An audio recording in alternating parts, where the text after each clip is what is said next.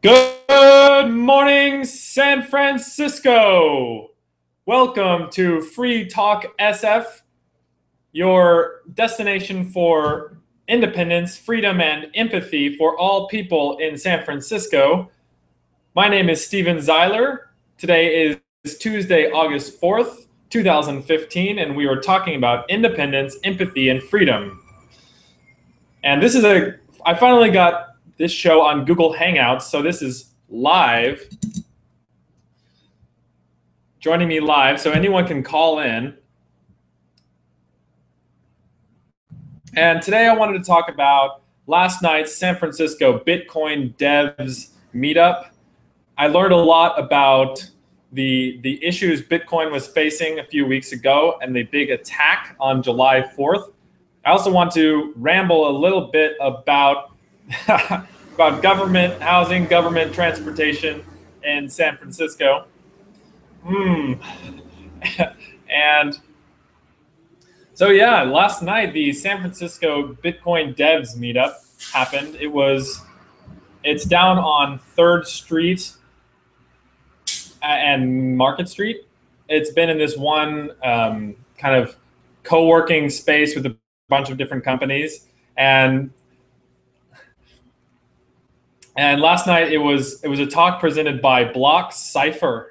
BlockCypher is one of my absolute favorite Bitcoin companies, and BlockCypher is web services for the blockchain, and they're highly scalable, extremely low latency, optimized. Really awesome service that allows you to get notifications about the Bitcoin network and construct multi-sign wallets and all kinds of great deliciousness. And they have free APIs or APIs that you can get started for free. I'm going to go ahead and share my screen. Here we go. Screen sharing.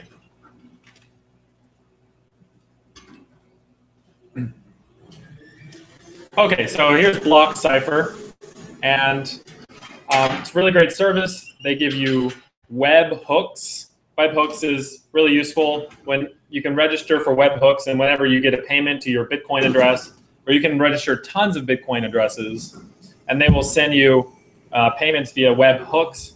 They also have just an API for querying the blockchain, browsing the blockchain, and also tools for helping you do multi-sign, which is really handy. I've used this before. And the great part about the BlockCypher is you're still totally independent. You control your Bitcoin wallets, and you don't have to give any money to BlockCypher. BlockCypher doesn't manage your Bitcoins at all. It's a lot different from services like Coinbase or BitPay, who they provide some great services and great tools for using the blockchain, but they actually manage the wallets, and the money has to go through them, which means they're an easy target for entities who believe they need to regulate. Entities that they believe they need to restrict what you can do with your Bitcoin. And with BlockCypher, this is a great inspiration for me to build services that enable Bitcoin and Ripple and awesome independent money systems, but they don't actually manage the money, so you're still totally independent. And I love BlockCypher. So they were talking about, here, let's go back to me. I was talking about the meeting last night, and the presentation was about a change that was made in the protocol to require much more strict rules on which signatures are accepted for payments, for transactions, and that caused a soft fork in the network, which was then able to be exploited for like $5,000 a day, and a bunch of transactions were piling up. They didn't have enough fees, so they couldn't make it into the blockchain. So that's what happened when I was sending the other day. I sent $5 to Brandon, I got him set up with his own independent wallet. I was sending $5 and $5 worth of Bitcoin. And it took 12 hours to confirm. And during that 12 hours, I could have attempted to double spend, though most miners, I learned, always prevent double spend attempts. And BlockCypher actually has an ability to give you a notification when someone tries to double spend. But it took a really long time, and there needs to be some type of adaptive fee structure for Bitcoin. And it's great to see. I was complaining to the CEO of, or no, the tech lead of BlockCypher that I was using the Bread wallet and they had no ability to change the fees. And he said, actually, they're now offering a service that Bread has integrated into their newest release, which queries BlockCypher to get the proper fee that needs to be charged in order to get your transaction through. So that's great news. I love that. Like now that Bitcoin's reaching these constraints, markets and tools are developing to get past that and to move forward. So really awesome. I'm stoked about that. I love BlockCypher. I'm definitely going to use them more now. And that means I don't have to toss away the Bread wallet. Bread wallet is still my favorite wallet because you don't have to provide any type of personal details or personal information. You download the app and it's instantly available.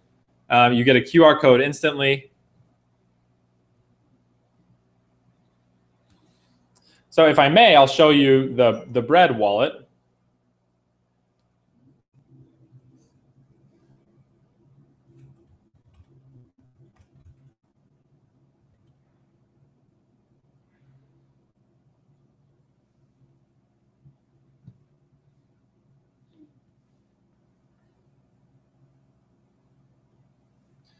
Here we go. So Bread wallet, it's really simple, breadwallet.com. You can do new wallet or recover wallet.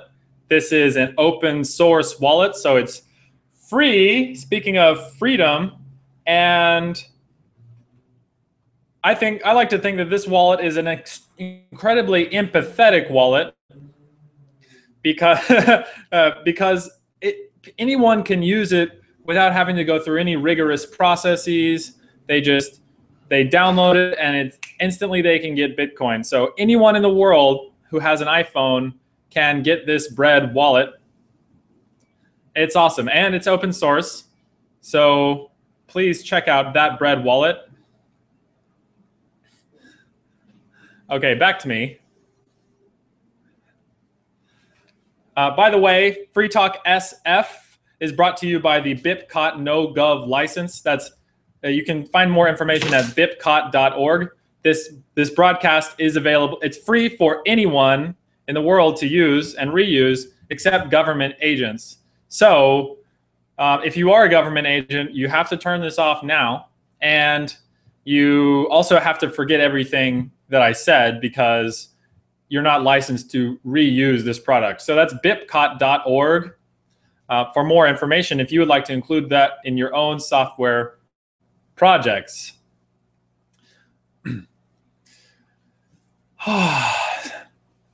One thing that I've noticed in San Francisco is, and this is kind of a rant here, complaint, there is a lot of rent control. And depending on who you are, rent control is awesome or awful. People, oh, look, I have a viewer, hello. Rent control. Basically, the government here in San Francisco has enabled people to keep their rent really low and like never release their apartment. And on the surface, this seems great, but one good or bad, one thing that it causes, I've noticed, is none of these houses ever get upgraded.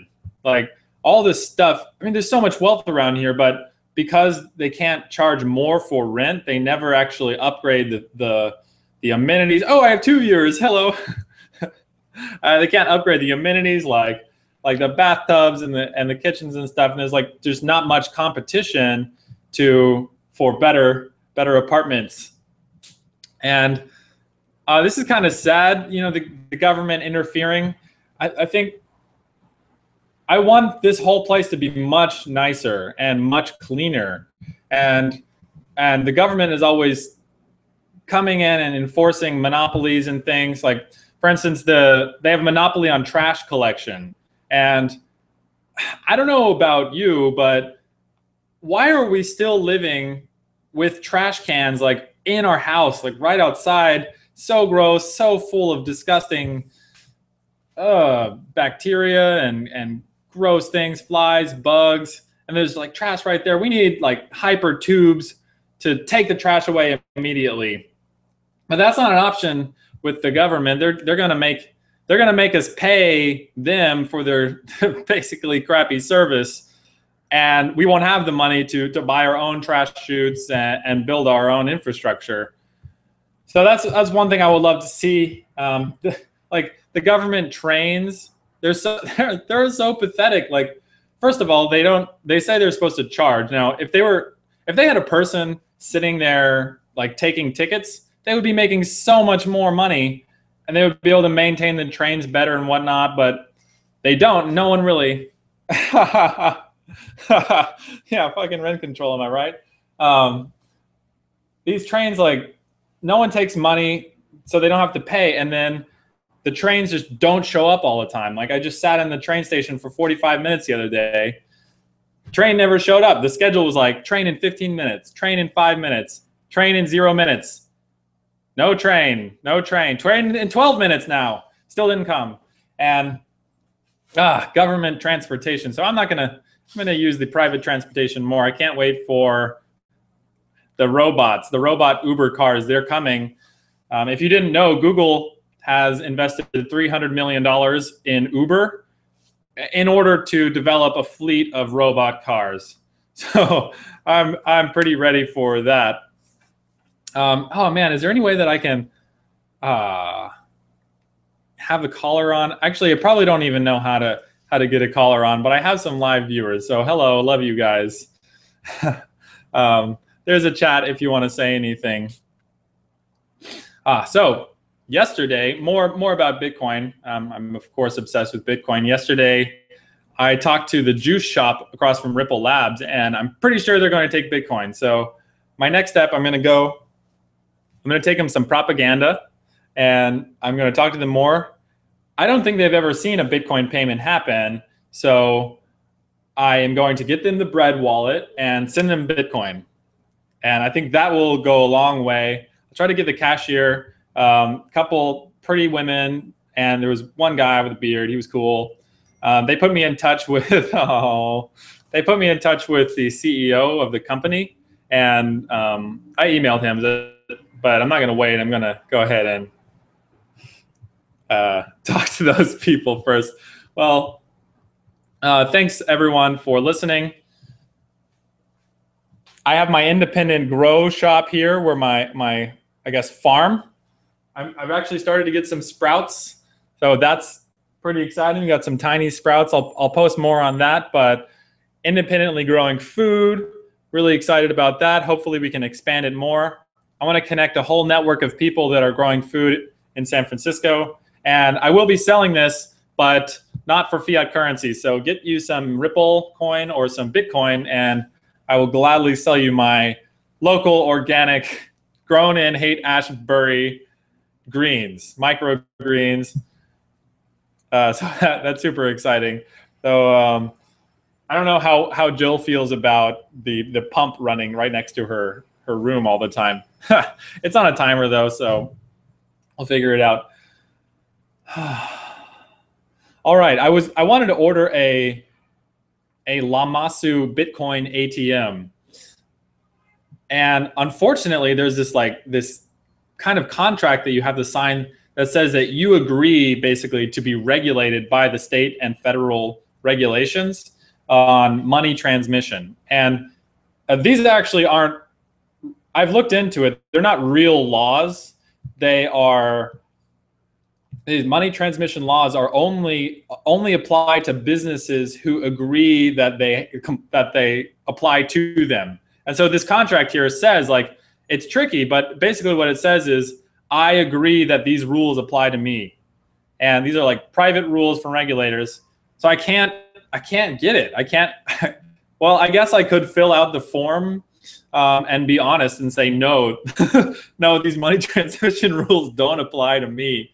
Because that is an option to say no, but I wouldn't want to lose my deposit if they came back and said, well, this due diligence form didn't pass due diligence because you don't agree to the state regulations. So a friend of mine said, buy one secondhand. I'm gonna go looking for that. Though the new one's so nice. It allows you to output money and as well as, well, output fiat as well as input fiat in exchange for Bitcoin. Really want one of those. So if any of you know about different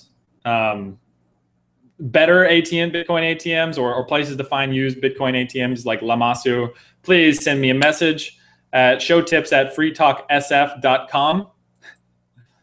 Thank you for joining in today. By the way, I've got my #1 fan, the cat, in the window next door. Just so you know, that calico cat, beautiful cat. And I'm sure you all are beautiful cats too. And please stay beautiful and stay especially free today on this beautiful Tuesday. And of course, as always, dance like no one's watching and encrypt like everyone's watching because they are. And you can send me an encrypted message if you visit stevenzeiler.com, get my PGP key, and I will gladly correspond encrypted with you. I saw a CNN article yesterday. They were terrified that encryption is going to make the internet less secure because the government can't get backdoors into all the systems. So please be independent, encrypt, be empathetic. You're probably on the cutting edge like I am. It's hard to get people to adopt new technology, but try to empathize with them. But we need to bring them into this century. We need to bring them into the internet age. There's incredible benefits of networking across the world, the globe, and building things together, building free and open source things. So try to connect with those people and bring them onto our level. Best of luck. Hope you have a fabulous, fabulous day. Thank you for tuning in. I'm Steven Zeiler. Until tomorrow, peace.